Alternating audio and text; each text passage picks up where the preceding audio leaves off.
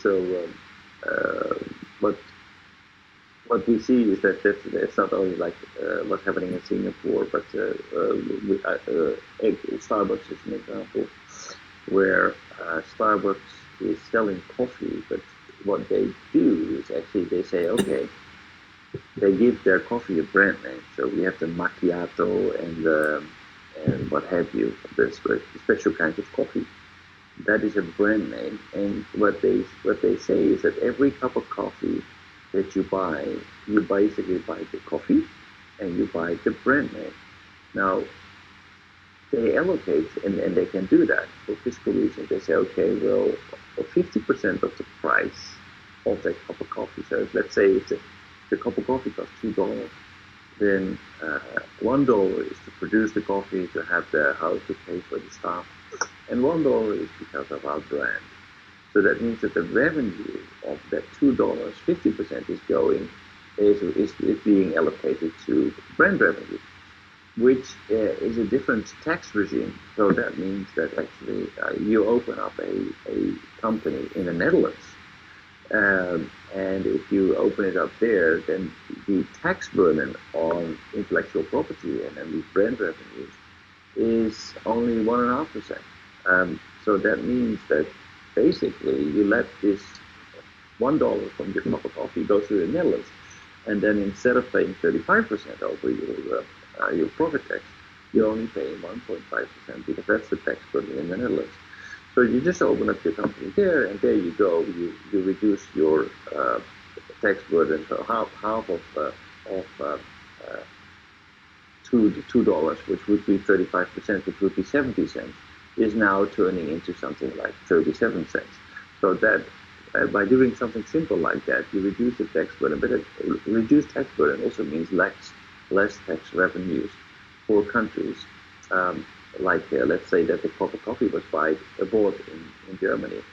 Um, in Germany, instead of receiving 70 cents on every cup of coffee, they only receive 37 cents.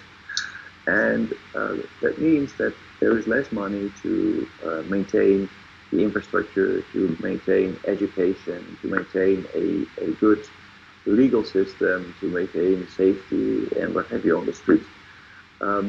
So they're not paying into the system that they are using. They are hardly contributing they're not contributing their fair share to the infrastructure that enabled them to sell so many cups of coffee. And that's not only for Starbucks, that's also happening for a lot of other companies that we see, for example, Facebook, Google. They are utilizing an infrastructure to which they didn't pay anything. The internet infrastructure, billions and billions of dollars have been invested, but Google is not paying for it. Facebook is not paying for it. They're just leveraging it. So we see that more and more. The smart companies, the IT companies, the coffee companies, they leverage an infrastructure that exists, and they're not paying into it, and thereby creating a competitive advantage to all the other companies who have their operation in Germany and who are paying the 35% taxes, while their competitors are only paying half of that. So that's a kind of unfair competitive advantage that these super rich companies have. But that is the reality. Exactly. So it looks like not happening in Japan, but you told me that not like that Japanese company also they are trying to do evading their tax payment, right? Yeah, So it's difficult. This is not different issues. Government has difficulty to how to collecting their taxes from their companies, right? This is the other right. issue. And like And it's also not we illegal. had we looked at video. Kenyan government tried to encourage overseas company to come to Africa because of they try to set up very low tax rate, right? right. So sort And of things is prevailing in the world. So this is the other issue we need to consider to how to how to do that. So for non-government, like the French government, they did something for charging additional tax for Facebook, yeah, but usually this is just starting. yeah, the And Facebook today's tax. discussion, we need to consider more how to save former middle-income people. But this is still we don't have a solution, in the right solution. We have tentative solution, even if they lost job under the IT revolution, they can find a job if they cannot stick into the same level of life standard.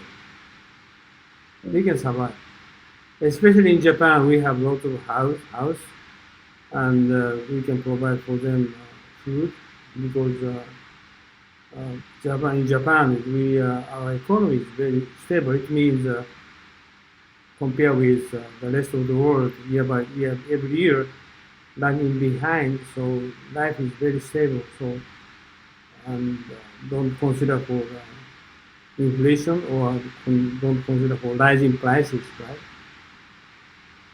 So, but America is different story because they are increasing poor people year by year, and rich people just only focus on 1% of population, and society divided, and sort of things it's a bad move for social environment. This is not only the money, but also their people's mental attitude is not so good for their future. So we need to give them, encourage their happy life or give them future, dream, American dream is now disappearing. This is not good for them in their future. We need to reconsider what kind of action we should take. This is not the issue of money. This is the issue of their mental attitude, and social, Right. unity or community, like that. This is very different from 1970s. 1970s, America is not so much big income gap they had. They are very, well organized community, and they are very kind each other, and Right. but not now. Many people are Well, isolated, right? Many people are isolated. This is situation the same in Japan. Japan is senior member. Senior member means over 65 years old people. 35% of men are single. This is very risky situation we are undergoing now.